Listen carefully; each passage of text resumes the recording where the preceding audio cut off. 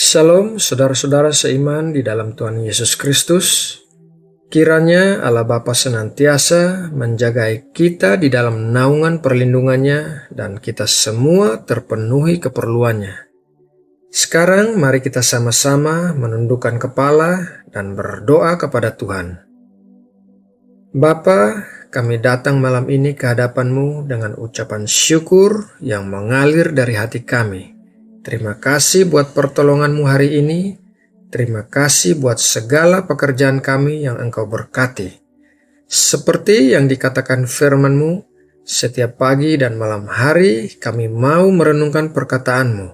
Sebab itulah yang akan mengenyangkan jiwa kami dan memelihara kami dalam hari-hari yang kami lalui.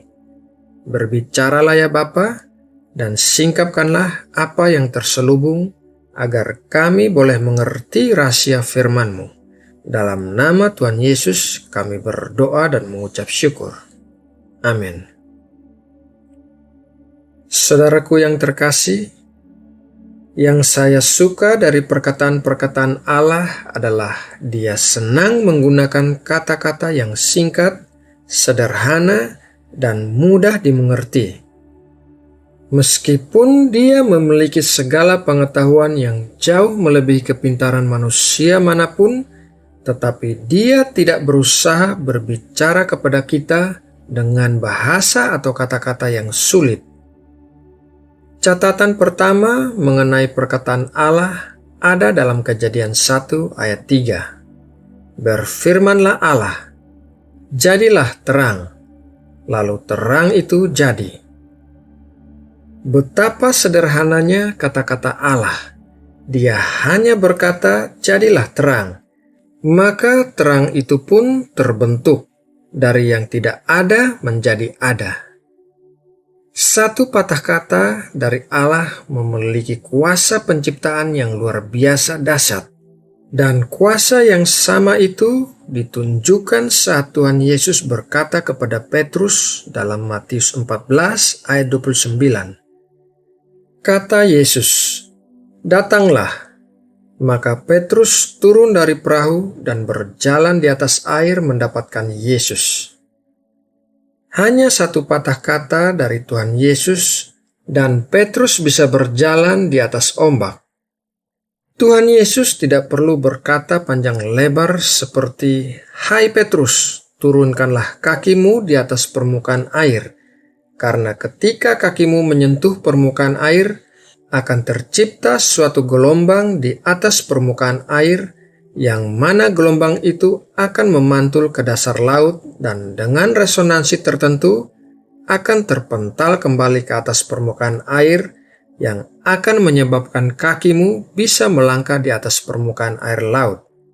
Tidak, Tuhan tidak pernah berkata-kata seperti itu, meskipun memang Tuhan memiliki kepintaran yang jauh melebihi apa yang dapat dipikirkan oleh manusia manapun. Satu patah kata dari Tuhan yang diucapkan kepada kita membawa pengurapan dan kuasa di dalamnya. Dan jika kita mau mempercayai dan bertindak atas firman yang kita terima itu, maka firman itu akan digenapi. Ribuan kata firman Tuhan yang kita terima, apabila kita tidak mau mempercayainya, maka kita tidak akan mengalami kuasa firman Tuhan itu bekerja di dalam hidup kita. Kita tidak memerlukan banyak kata dari Tuhan. Cukup hanya satu firman saja sudah memiliki kuasa yang begitu dahsyat. Satu firman bisa menciptakan terang, dan satu firman bisa membuat Petrus bisa berjalan di atas air. Terlepas dari semua kritikan yang mungkin diterima Petrus, ia berhasil berjalan di atas air. Meskipun ke-11 murid lainnya di atas perahu juga melihat Tuhan Yesus dan Petrus berjalan di atas air, tetapi mereka tidak ikut serta dalam mujizat itu. Hal ini karena salah satu langkah penting dalam menerima sebuah mujizat dari Allah adalah dengan keluar dari perahu, yang artinya meninggalkan kenyamanan hidup dan keamanan hidup serta menaruh diri kita dalam posisi di mana pasti ada sebuah mujizat dari Allah untuk menopang kita. Saudara yang terkasih, saat ini apakah yang Tuhan katakan kepada saudara? Meskipun hanya satu patah kata dari Tuhan, peganglah hal itu erat-erat dengan iman, agar mujizat Tuhan bisa terjadi dalam hidup saudara. Allah yang sama yang telah menciptakan alam semesta dengan firman-Nya juga Allah yang sama yang menyuruh Petrus berjalan di atas air. Dan Allah yang sama itu juga Allah yang sama yang ada di dalam kita saat ini. Saudara terkasih, demikianlah renungan malam ini.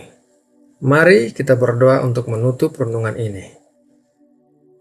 Allah Bapa kami yang menciptakan alam semesta dengan firman-Mu, terima kasih malam ini Engkau telah mengingatkan kami bahwa kami tidak membutuhkan banyak kata-kata dari Engkau. Akan tetapi, satu patah kata saja dari firman-Mu, apabila kami imani, maka kami pasti akan menerima mujizat terjadi dalam hidup kami.